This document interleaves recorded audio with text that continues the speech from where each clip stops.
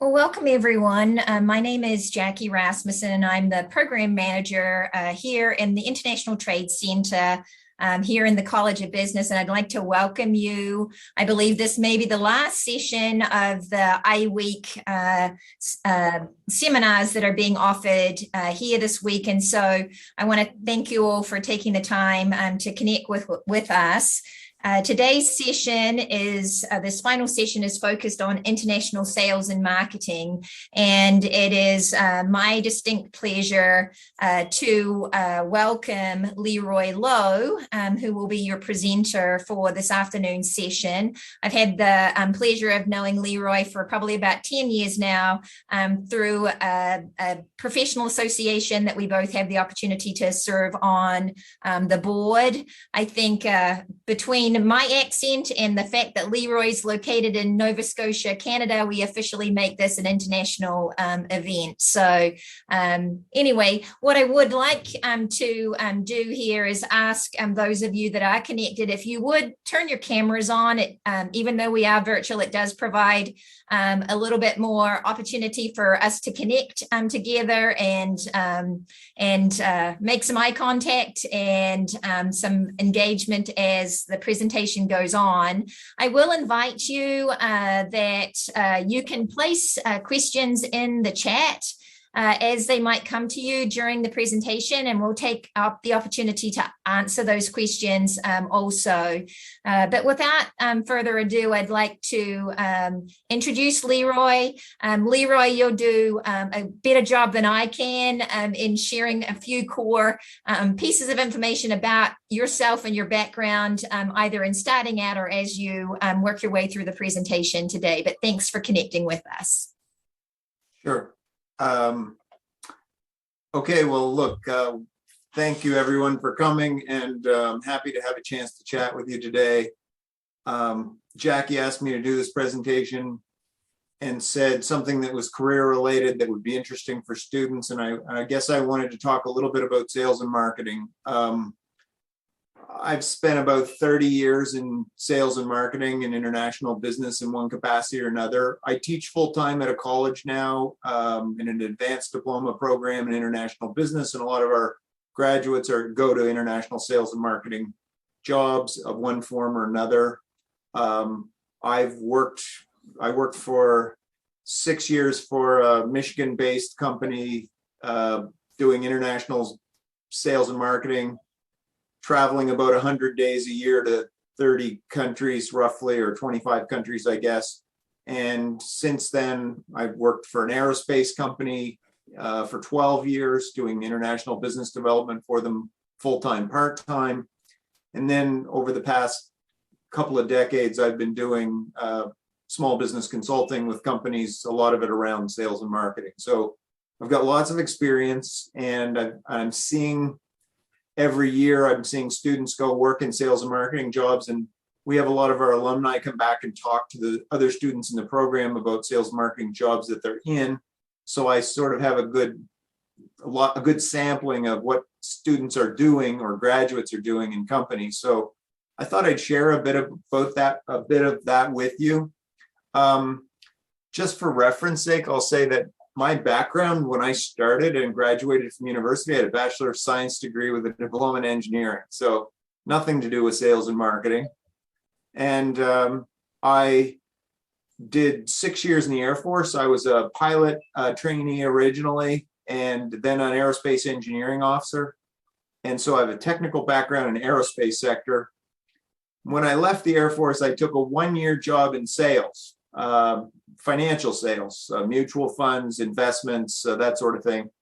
And a company that I had worked with when I was an aerospace engineer said, we're looking for somebody with a technical background to do international business, and you don't need to have a business degree. We'll teach you everything you need to know. So I ended up in a sales and marketing role because of my sales experience combined with a technical background.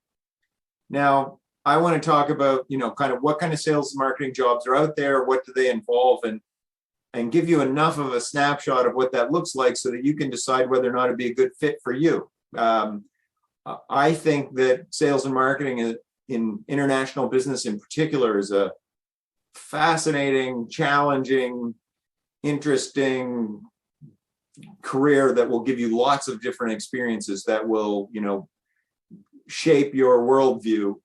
Really something that I think is a fantastic experience, but it's not for everybody. So I'm going to try and share with you as much as I can in the time that we have.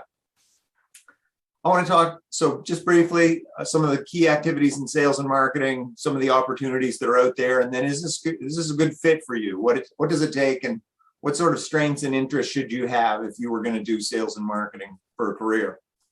So this is sort of big picture activities, finding new customers. And this is all going to look very textbooky, but I'm going to give you very practical sort of support for what this is.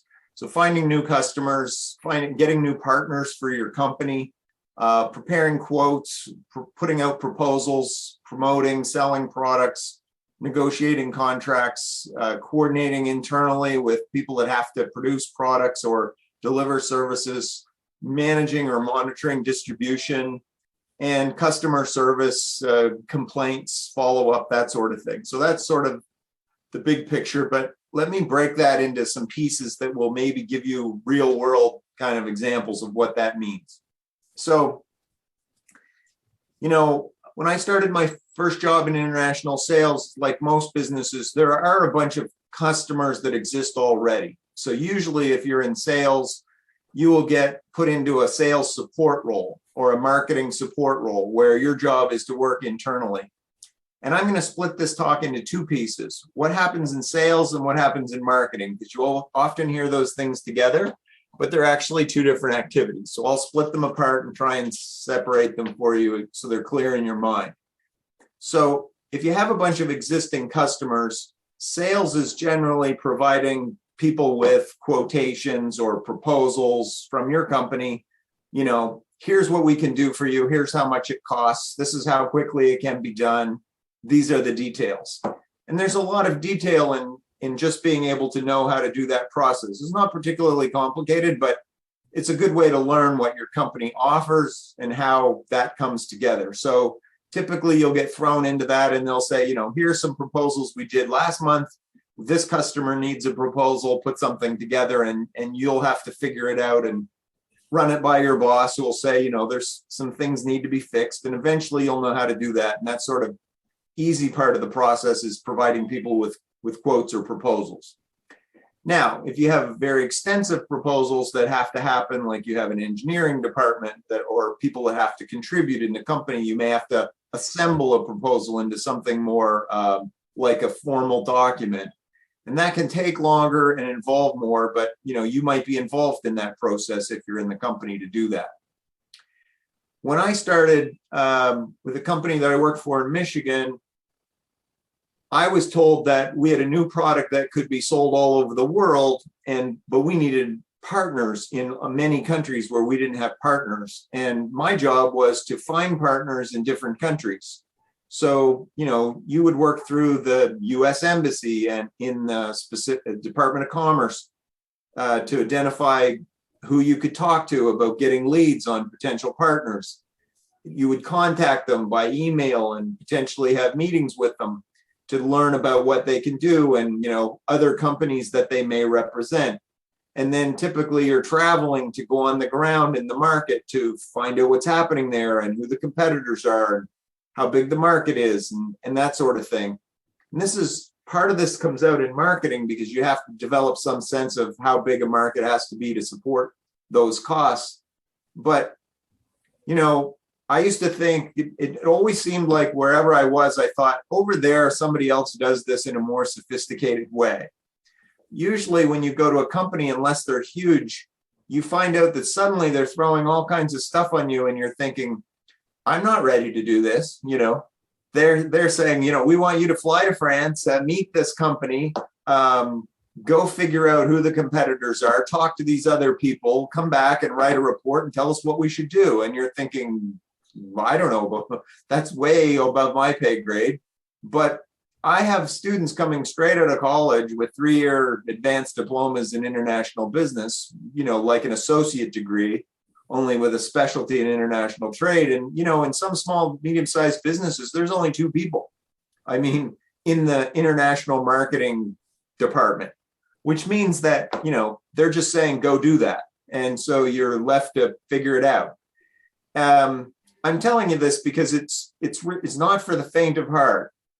There are expectations at the company that you're organized, that you could set up your own travel, that you could do a meeting, that, you could take notes and write a report when you're done, and that you could interview people and learn about what they do and share what the company does, etc. I'm not saying it'll be sink or swim, because sometimes they will send you around with somebody more experienced for a few visits. But after a few visits, and they're sort of like, you're comfortable with that. Okay, how about you lead in the next meeting we go to? And then pretty soon you're doing the meetings, and then your boss says, well, I'm not coming this time. You're on your own. Which means it's kind of a fun job in the sense that there's a lot of responsibility and there's a lot to do. And a lot of it is sort of building your own program to try and expand the company's sales. Another thing that you could have to do is negotiate. And a lot of people don't take formal negotiation, but what I mean is, you may have a customer who has certain things they want, and your company also often has a lot of competing demands. They've got other people that have orders and they need to be filled, and they have other demands on production. And sometimes there's limits on raw materials, like what's going on right now in the auto industry and other industries that can't get certain kinds of parts. And so some of this is like, is your company available? How long will it take? You have to be somebody who can go around inside the company and ask questions internally. Talk to the people about, how big is your queue to make this happen, and how long will it take you, and who needs to be involved. So you have to be prepared to be somebody who's, not shy about talking to other people inside the business, because you may have to go around and talk to a lot of people to get answers to questions. And most of you know that, in the last couple of decades with email, most organizations have been flattened, and managers are sometimes managing 20 people now because they can do a lot of it on email. And so they're looking for people who are independent and can operate independently. So you may be given a lot of flexibility inside the company to get the answers to the questions that you need. And typically your boss will have all the knowledge that you would need to have for your job, but your boss would prefer it if you didn't ask.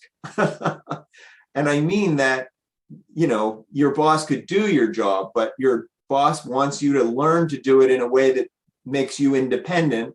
And your boss doesn't want to have to spoon feed you on everything that you're being asked to do. So as much as you can take on your own and find your own way around, your meetings with your boss should be relatively short. I need to do this and this.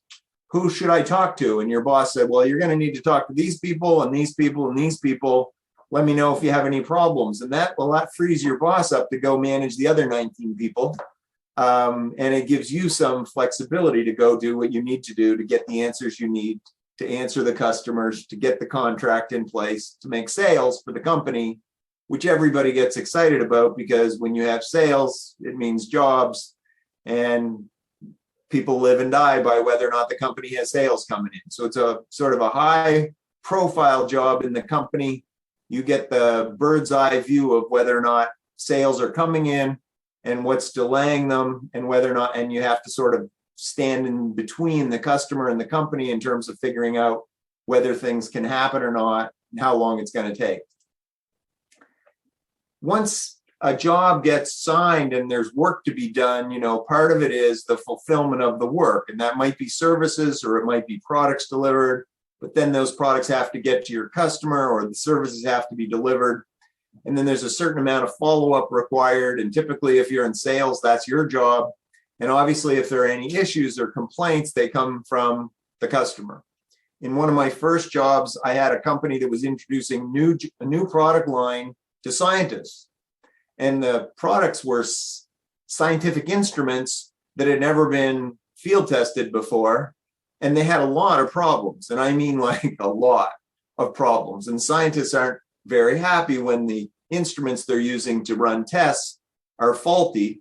So, my phone never stopped ringing, my emails never stopped. I had a lot of scientists that were unhappy, and I'm having to deal with, well, this scientist in France is saying that this instrument failed in this situation and we can't figure out why. So now I have to go back and figure out who in the company is responsible for that. And if, what could explain how this might happen, and how many other products do we have in the same lot?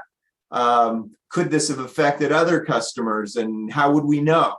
Et cetera, et cetera. So can be a lot of troubleshooting, and again, a lot of turmoil inside the company that you end up having to kind of manage to figure out, so that you can ultimately go back to the customer and say, sorry, we're going to make this all better, and here's what we're going to do to solve that. Now, you might think, okay, well, that doesn't sound very fun. But I can tell you that, I can think of several examples where the customer's got problems and they say, send somebody, like, we want to know, like, what's going on. So one of those trips was, Leroy, can you go to the south of France for a week? Yes, please. If you've ever been to the south of France, it's on the Mediterranean, and it's beautiful and hot, and it's all sand beaches. And I showed up and I had 3 hours of meetings over the course of the week, and I spent the week on the beach. That's not typical, but I'm saying getting to go on site in a customer location is fantastic, because you learn things. You learn things about the products, you learn things about customer circumstances, and often it involves travel, which can, and sometimes be a lot of fun. Most of my travel in the early days, I was in my late 20s. And, I always tagged a few days on the back end of my trip to go explore. And, usually the work is not all that thrilling. You go from boardroom to boardroom, or inside some factory or whatever. You walk inside of a lab or institution or industrial facility or whatever. None of that is very exciting. And when you come home, everybody at the company thinks you've been on a holiday, and usually you haven't. But I tried to add some, touristy stuff onto my work if I could get away with it, because, what better opportunity to get around and see the world than while you're being paid to deal with the company's issues. I want to talk about marketing for a minute, because marketing's sort of often companion of sales, but it's quite different. And it's really about understanding the customers' wants and needs. And if you've taken a marketing course, you'll hear that 100 times, having the right marketing mix and making sure the customer is happy and that your marketing mix is tailored to the customer's needs, et cetera. But in practical terms, what does that mean? Well, some of it is like typical marketing research that you'd be doing in a project in school, figure out what's going on for trends in the industry. I got it. Figuring out what's going on for trends in the industry. And that, maybe, you and Google and just spending time surfing around and trying to go to reliable sources for market industry information and trying to find out what's happening in the market. But a lot of it is following up on customer problems, because the more you have customer problems, the more you have customer problems, the more that tells you that something's not working. And so when customers are asking you for things you don't make, or they've got problems you don't know how to solve, or things that are wrong with what you're doing, those are often good cues as to how you might improve what your company does in a way that's more aligned with what your customer needs. So some of this might be digging back through correspondence of complaints, or figuring out how many times you were asked to quote certain items that you didn't have available and maybe you should have available, or that sort of thing. And other things like going out into the industry and learning what's going on so that you can come up with maybe new things that the company can offer. If I could kind of break these into pieces, so I'll say that part of it is more like computer work, sitting down at your computer and figuring out what's happening in the world based on doing market research, not unlike you would do for a school project. And I know when you're doing school projects, you're often thinking, yeah, this is like a school project, but it's not real. And there's always that feeling that this is the artificial part. And when I get in a company, it'll be, the serious stuff will happen. It turns out when you get to the company, someone will just say, go tell us what's going on in that market and write a report about it. And you're like, wait, what? And literally, they just want you to go and put a report together, the same as you would have to do if you were in school.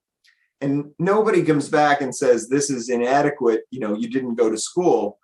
I mean, sometimes they might, but typically they just take whatever they get, and they might complain if it's not in depth enough, or your boss might say, this is never going to pass muster when we circulate it. But there's no training. Generally, what you learned in school is what they will ask you to do, and that's what you do. So it's if you like doing market research, that's an important part of what needs to get done. Probably the part of international marketing that's more glamorous is going to trade shows, because these are these sort of big events where, everybody dresses up and goes and meets one another. COVID's had a big impact on this, but we'll talk about that. But the fact is that anytime your company needs to be represented at an outside meeting, it's often people in marketing that gets asked to do it. So if there's an industry meeting on something that's happening, if there's a trade event about the special, the US Embassy says, come to this meeting on doing business in South America, and they'll say, we need somebody from the marketing department to go. These are opportunities that are generally filled by people in sales and marketing. So there's good opportunities for travel, to meet other business people, and to learn what's going on. Part of that, obviously, is competitive intelligence, because, when you go to an industry meeting and you have to find out what your competitors are doing, obviously, if you go to a trade show, a lot of times your competitors are there, and you can go by and pick up information from their booth and learn about what they're doing, or go on their website or whatever. But somebody in your company is going to want to know, are your competitors selling the same products or services that you are? Are they direct competitors head to head? What's their pricing like? And so a certain amount of sleuthing is required sometimes to gather information. You ask a friend who's not in your company if they'll go by and pick up the information for you, or you go on their website because that's, open access or whatever. But ultimately, you end up having to write reports on what's going on in the industry and whether or not there are opportunities. I've had requests where somebody will say, look, at a boardroom meeting the other day, somebody said we should be making this kind of software. How many competitors are there? How big is the market? Is there space for us? And what's missing from the people that are the products that are out there? And I don't know anything about this sector. I don't know anything about this software. I know nothing, but somebody's got to do it. So somebody in marketing gets tapped and said, go learn about that. And your job is then to go and, sit through demos and look at sample software and figure out what's there and what's missing, and read reviews of what people complain about, and then try and figure out how much money is being made in this sector, so that you can figure out whether or not it would be worth the company's time and money to spend on in developing a competitive product for that sector, and then getting in there and compete against the existing entrenched competitors. And if you did that, what would be the issues with doing it, and how would you position your company in a way that they could win? So this is kind of fun, but again, it's like a blank sheet of paper. Your boss will say, this is what you need to do, and you have to figure it out. So, and I'm not saying there's no guidance at all, but I'm saying there's pretty big expectations when you graduate from business school that you're going to be independent enough to be able to take a project like that on and end up producing a nice shiny report with a good cover on it, and a table of contents, and an abstract, or an executive summary, and neat and tidy report that's mostly error-free, so that it can be circulated in the company without embarrassing your boss that you don't have good writing skills.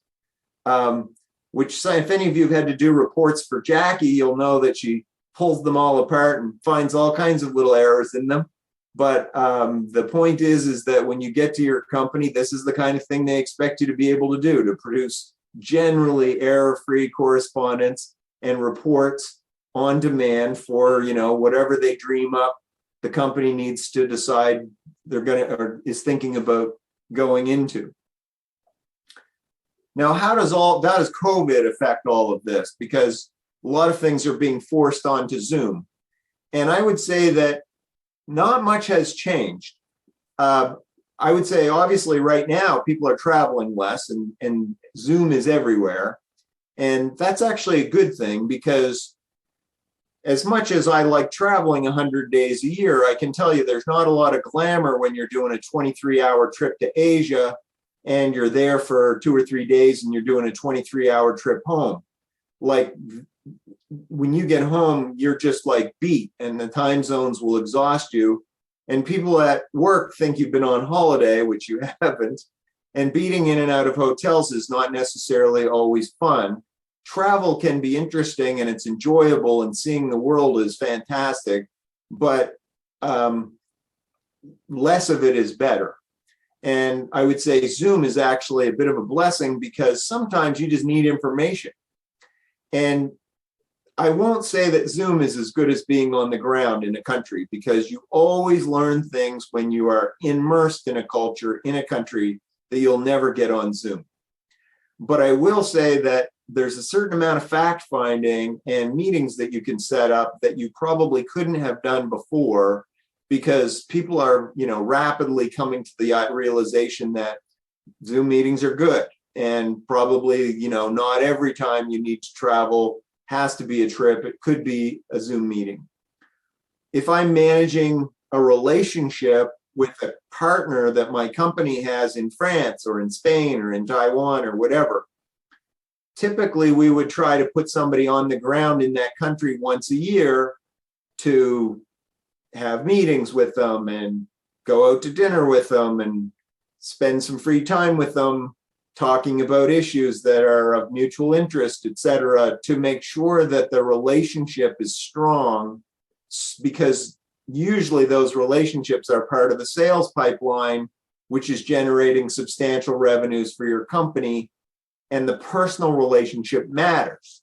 You don't want them dumping your company and going to a competitor, for example. And you can't necessarily replicate that on Zoom.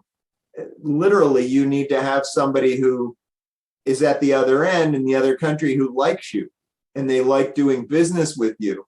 And I don't mean that it's a popularity contest. I mean that it's important that they like doing business with you. If you're a jerk, they will dump you eventually. So there's a certain amount of, just being human and sort of having something in common with, and having enough common shared experience with someone that comes with a relationship that has been developed over time. And your company will want you to have that kind of a connection with the people on the ground in all the countries where you have sales help, so that that sales pipeline that's creating jobs back in the United States, that sales pipeline is largely intact. So that's kind of a fun part of the job. It's, getting out and just having a good relationship with people that you like in other countries. That's very interesting work. And it's part of a very serious job of sort of keeping things all together so that your company still has the sales it needs to continue. So here are some things that I think are really, nice outcomes in sales and marketing, is that if you have good interpersonal skills, or if you want to develop them, it's a great job, because internally inside the company, you need to talk to everyone. And by that, I mean, you might be relatively junior in sales and marketing, but you're probably talking to the most senior people in the company, because you need to know, how long does it take the engineering department to do something? Or when will the production department be available? Or when is the service team, and so typically you're talking to the head of all of these internal parts of your company. And externally, you're talking to, all the customers. So and they need to like doing business with you. So, this is a good place if you've got good people skills. You have to develop good cross-cultural skills, because if you don't have cross-cultural skills, you will go to another country and you'll try to do business with people, and you will very quickly, upset them, offend them, say the wrong thing, do the wrong thing. All of that is, can be death for your relationship with them. So that's really important. Lots of opportunities for travel, good forward visibility on what's coming for the company, new opportunities, new partnerships, new products that are being developed. You're at the front end, which means you get to see what's going on. And, I used to have people in different companies that I've worked with who were envious because they worked somewhere in the back of the company, if you can use my metaphor for front and back, but they had some job where they had no visibility on what was happening. They didn't know what was coming. They just, did their job every day and went to meetings to hope to get informed of what was happening. So it's a nice way to sort of have better visibility on what's happening overall. There's good financial awards in sales and marketing. Sometimes you get bonuses, depending on the company. Salespeople and people in sales are often given bonuses for good performance. And I would say, just in general, the sales department is usually the last to get cut if a company is having problems, because when a company is having problems, they're not cutting their sales. They're usually trying to grow their sales. So it's one of the safest jobs in any company, especially if a company is falling on hard times. Obviously, if you're not good at your job, you're not immune from anything. But if you're good at your job and you're an important part of the sales process and you're an important part of the sales continuity of the sales the company currently has, then it's a very safe place to work in terms of just having good job security. So is this a good fit for you? Well, you have to have good writing skills. You have to have good people skills. You need to be proactive and, able to work independently, and you have to be able to collaborate because you're going to have to deal with a lot of people inside the company.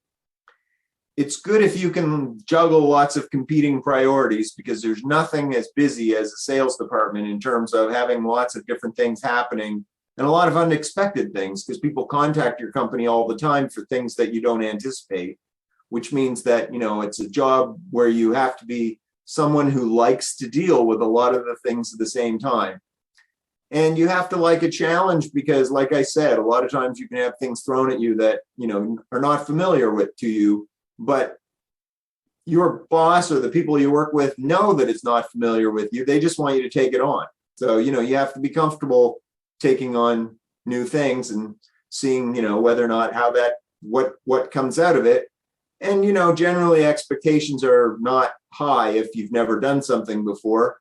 Your boss will recognize that, but they do want you not to be sort of fearful to take on new sorts of things. So that's a very short summary of what an international sales and marketing job looks like. I would say when you graduate from university, if you have an opportunity to work in international sales support role or an international marketing support role or any support role in the sales and marketing department, I would jump at it. If you think this is a good fit for you, because typically the marketing support people quickly become the marketing people, and the sales support people quickly become the sales people. Support just means that you perhaps travel less and you do more of the back end work to get things ready to help people that are doing the job. But usually those people very quickly get pushed into the bigger roles, because once you know how things work, they need people to help. So I'm happy to field any questions you might have, and I hope that was informative for you. Great, thanks, Leroy. So great opportunity here now. If you want to raise your hand to ask a question, and then we can call on you to do that, or you can put that into the chat. But you guys are pretty savvy, I think, at navigating. But if you just take a look at the reactions and raise your hand, let's take the opportunity to ask some questions of Leroy while we have him connected this afternoon.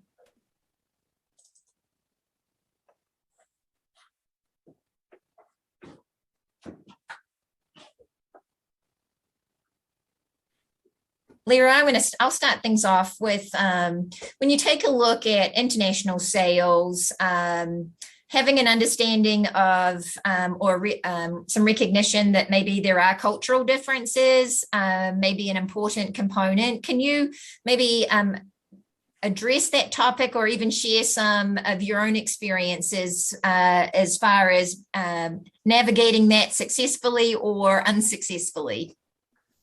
Sure. I can give you a simple example. I used to work with, we had an agent in Taiwan. I've been to Taiwan probably 6 or 8 times.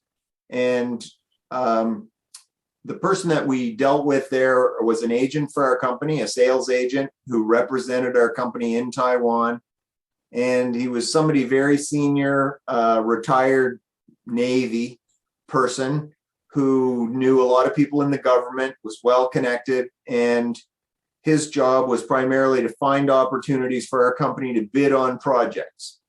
He had an assistant working for him, someone who was probably 45 years old, and the person spoke perfect English and was meticulous in their paperwork. And I would routinely send correspondence one in the afternoon. And the next morning when I come back to work, I would have an answer because, it's 12-hour time difference. So when I was sending my correspondence, it was middle of the night for them. And by the time when I was sleeping, he was writing a response. And so I would get it in the next day. So we often had day-to-day correspondence, even though we were 12 time zones apart. And the guy was incredibly careful in everything he wrote. So we were having problems with a particular project we had in Taiwan, and I had a series of questions to ask, and I would ask, 4 questions, and I would number them 1, 2, 3, 4. And the answer that would come back in the email was an answer to question 1, an answer to question 2, and an answer to question 4. And I'd say, I would email back and say, regarding the thing yesterday, you did answer questions 1, 2, and 4, but what about question 3? Like it was missing. Can you tell me that? And then I would wait, and the next day I'd get an answer, and it would be something unrelated. No answer to my question. So that's 2 times no answer to my question. So I would walk around frustrated and say to my boss, I don't get it. This guy doesn't miss anything. He's very sharp. We really need to know what happened in that project. Why didn't we get that sale?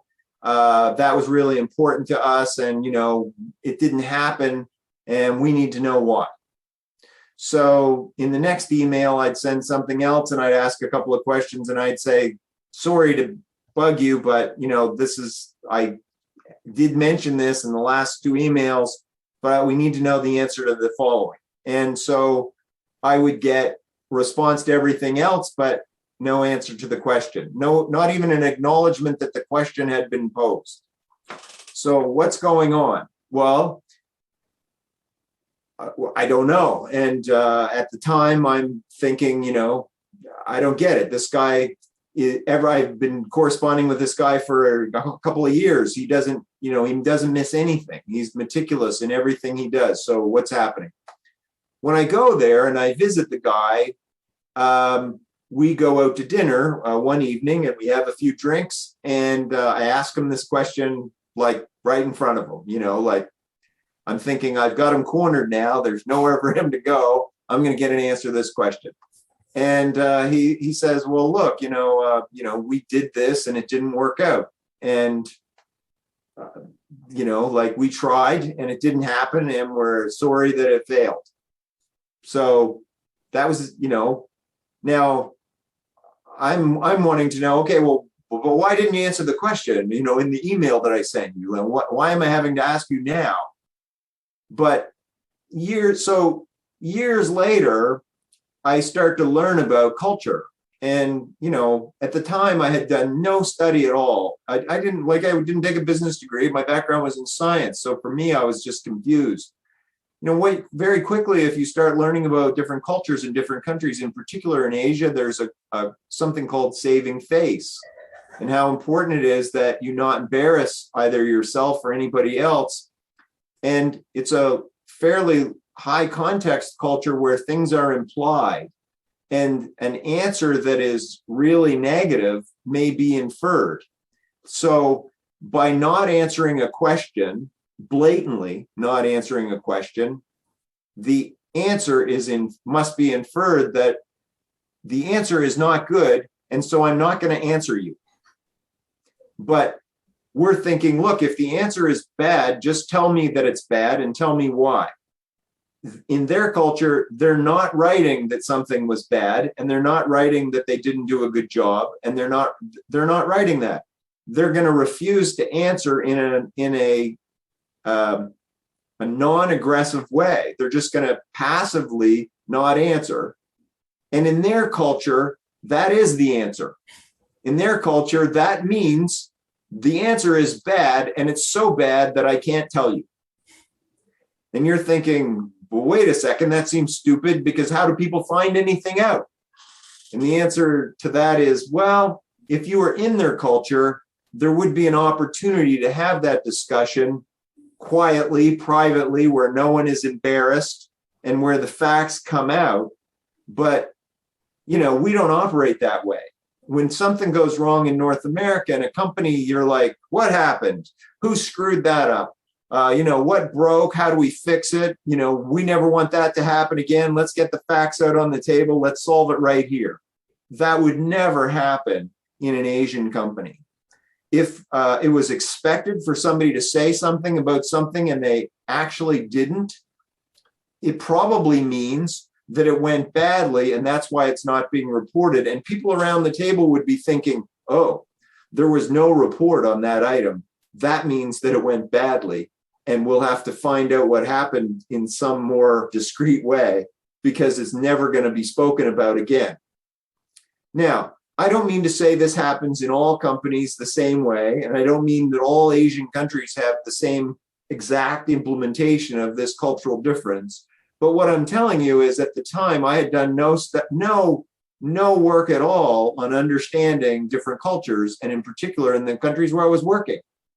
I mean, if you were just to spend an hour right now researching culture in Taiwan, you'd probably learn something enough about it that you could avoid, being in a situation where you didn't understand certain things that are being said, or that you'd understand better why things are being said in a certain way. Sorry, that's kind of a long answer, but you get the idea. It pays off to do a little homework on the people that you're dealing with, to find out perhaps a little more about what's normal, so that you aren't, sort of assuming that everybody operates like you do. And frankly, in most countries, they don't. A lot of countries do things differently. People in Germany generally will be very blunt and very direct, to the point that you're like, whoa, that seemed a bit rude.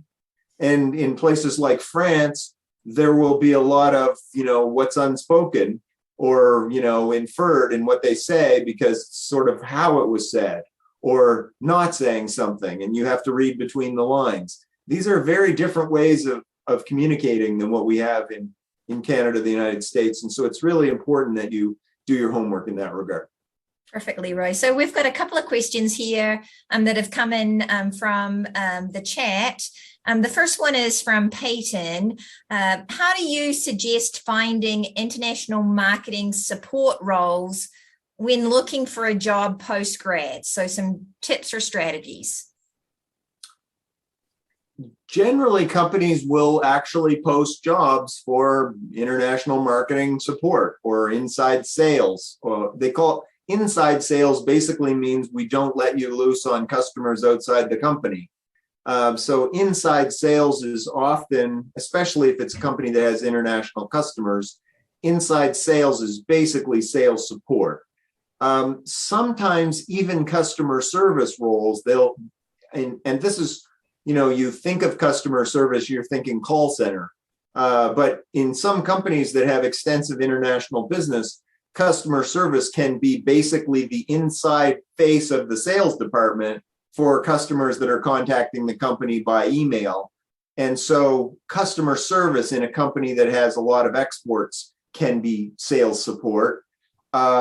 Inside sales in a company that has a lot of exports can be sales support. And some companies will actually advertise for a sales support role or marketing support role, or just junior or entry level marketing in a company that has international business. So the trick is kind of look for companies that do a lot of exporting. And if you can find a company that has a lot of exporting, then finding those kinds of roles is much easier, because typically if you drop into the marketing department or the sales department, you're going to be groomed to become someone within that group that is going to probably have a bigger role as they sort of understand the business. Thanks, Leroy. And the next question here, if you can have, what do you think is the best method for establishing a relationship with a new prospect? So it's maybe generalizations, at least as some foundational points. So two things I would say. In a first meeting, if it's virtual, doing a lot more listening than talking is important. Contrary to what you might think about pushy salesmen or salespeople, typically good practice in international business is to spend very little of your time talking about what you do and spending much of your time asking questions and listening. Kind of like any relationship, I suppose. The more you show an interest in what they're doing and the more you can learn about them, the better you will understand them. And that's a really good starting point for a lot of relationships. If you're on the ground, honestly, opportunities to get out and have food together is helpful. Even if it's to meet over lunch or to meet for dinner. And obviously the setting has to be right for that, and it can't be seen as something else. But breaking bread with somebody is really a good ground breaker, because there's just something that we all humans have in common, is that we all need to eat. And it's a little less formal than a work setting. So frequently, if I'm in a country and I will set up meetings sometimes close to lunch, I will set it up before lunch or I will set it up after lunch. And then as I get closer to the meeting, if I'm in the meeting, sometimes I'll say, I'm going to go to lunch. Is there somewhere nearby? And would you like to join me? And that just creates an opportunity to sort of shed the corporate skin briefly or long enough to more just have a discussion about, being human. And that can make a big difference in setting a relationship. This is very common at trade shows. People frequently will ask prospective clients if they want to meet for dinner to discuss things in further detail. And they do that not because they want supper to be comped by the company. They do it because they know that it's a good way to break the ground with people that you haven't done business with before. Great, thank you. So there's a question here from Carson. And Carson, if you want to maybe unmute and ask the question yourself to elaborate on the concept of what you're looking about, losing a deal, getting rejected from a sale. Is it, if you want to ask that or structure that question yourself, that would be great. If not, I can try and shape that into a question for Leroy.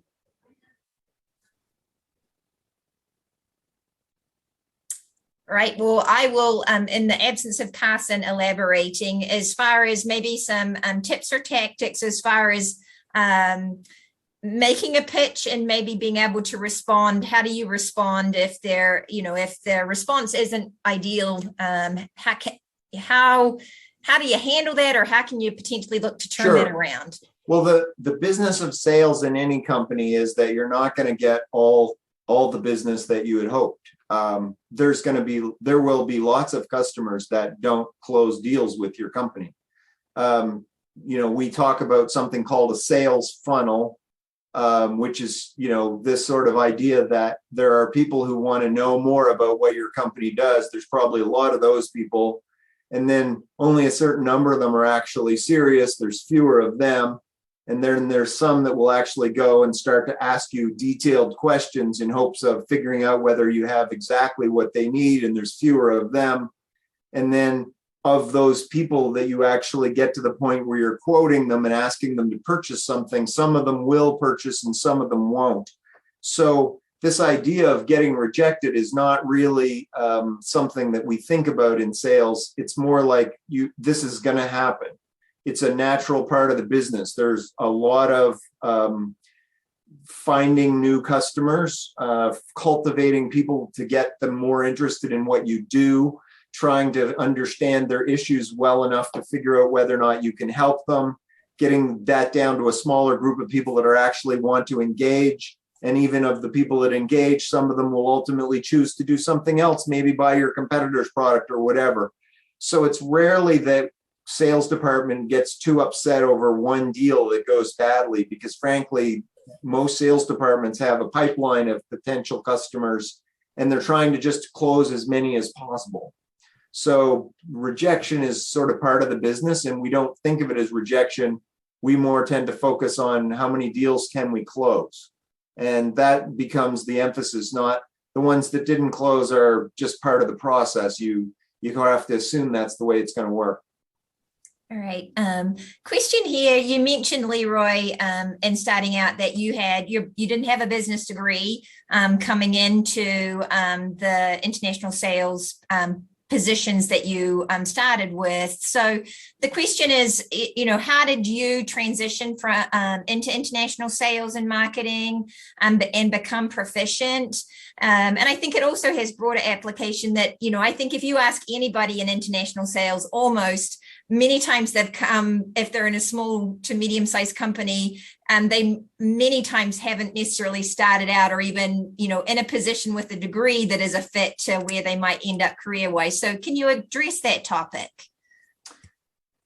Yeah, well, one of the first things I did when I got the sales and marketing job was ask my boss if I could take extra training, and I immediately set myself up to go on a 1-week immersive marketing course because I had never taken a marketing course, and I did what would be the equivalent of a semester-long marketing course in an executive program that was sort of residential for 1 week, where we did full days with a lot of top people who came in and talked about, what you need to know in marketing. So I sort of got the quick summary version of marketing early on. My boss was also a good coach and mentor and promised me when I came in that he would help me with learning a lot of what I needed to know on the international business side. But I'd also done formal sales training, which is something I did outside of work before I even started there. So I had taken a sales job and had worked in sales for a year, having a technical background.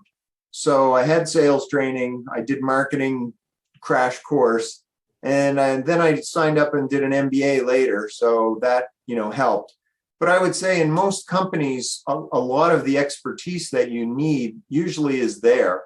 And so, if you can kind of pay close attention to what people around you are doing, you can learn a lot just through osmosis by, being a sponge and sort of taking up everything you're seeing happening around you.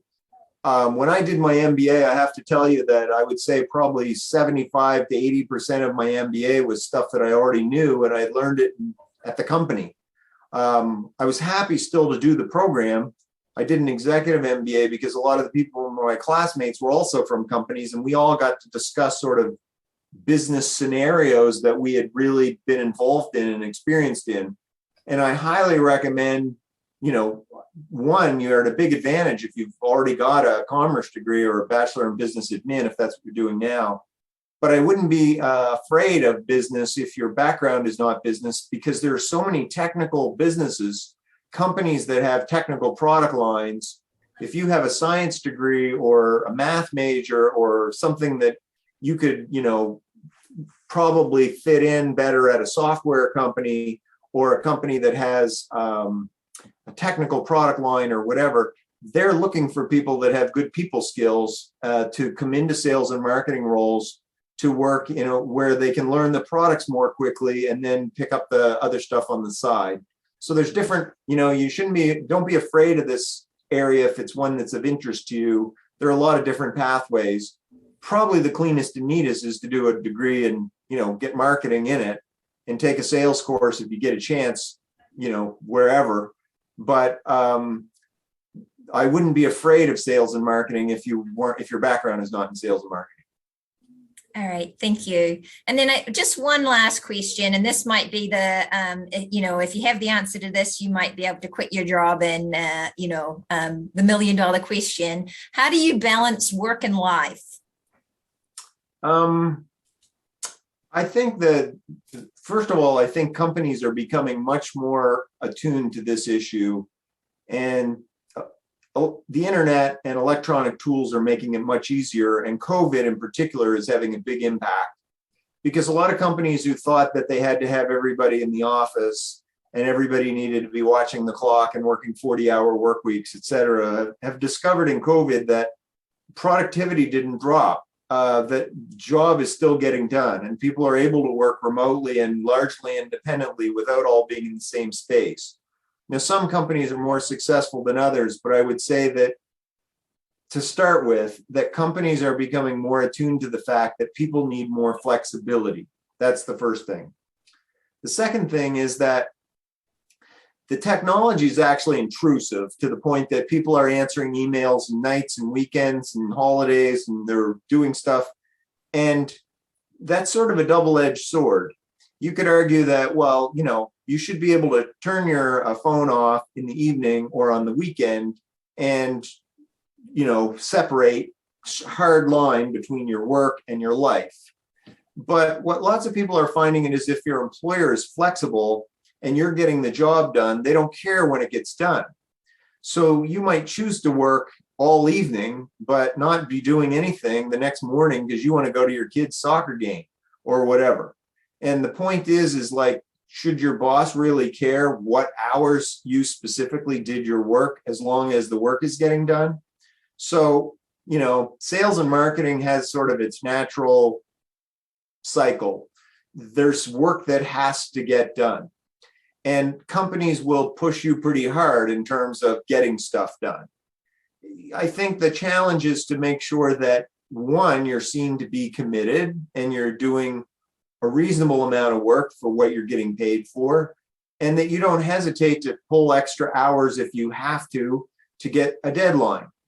But at the same time, you shouldn't be hesitant to push back or to be willing to take breaks when you need them to make sure that you're getting the things done that are important to you. And if you go to work for a company and you say, look, I need the morning off because something really important is happening, but don't forget, I just worked all of last weekend, and the company says, no, that's not happening, you must be here. At some point, you have to ask yourself, is this the right company, right? I need a company that's prepared to be as flexible as I am. And if I'm prepared to be here all weekend, and I can tell you, I have been up until 5 a.m. working on a proposal that had to be in by, the next day.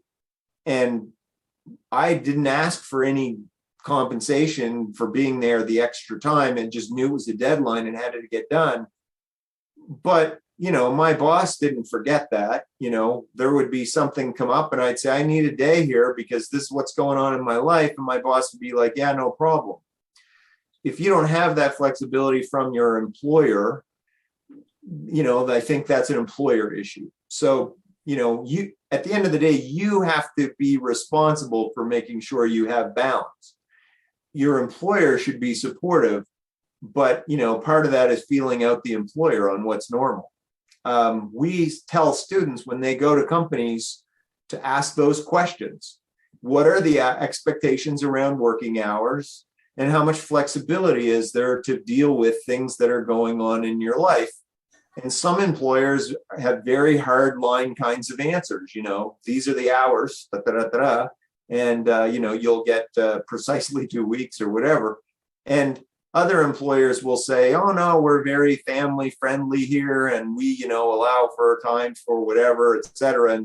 And you can make your own decisions about who you go to work for. So I think these are questions that are important in terms of choosing where you work. And if you find yourself working somewhere and the employer's not giving you the ability to have a balance, push back. And if there's no flexibility there, then, don't do it.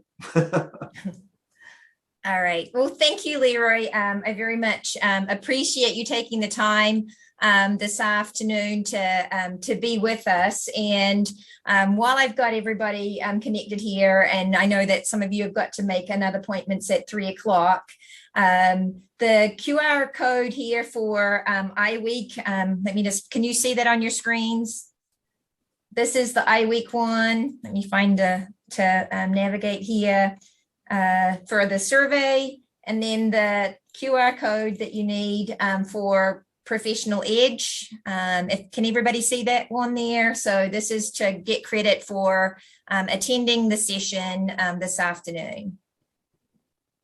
But as you take the opportunity to click on that, Leroy, thank you once again for connecting with us. We appreciate you sharing your time, your experiences, and your insights. And students, invite you to take the opportunity, if you have interest in learning more about study abroad options that are available through the college, please feel free to stop in at 2:13. And then also, if you have interest in the sales and marketing and market research, international market research opportunities moving forward, there are internship opportunities that are available through the International Trade Center here in the college also. So enjoy the rest of your day, everybody.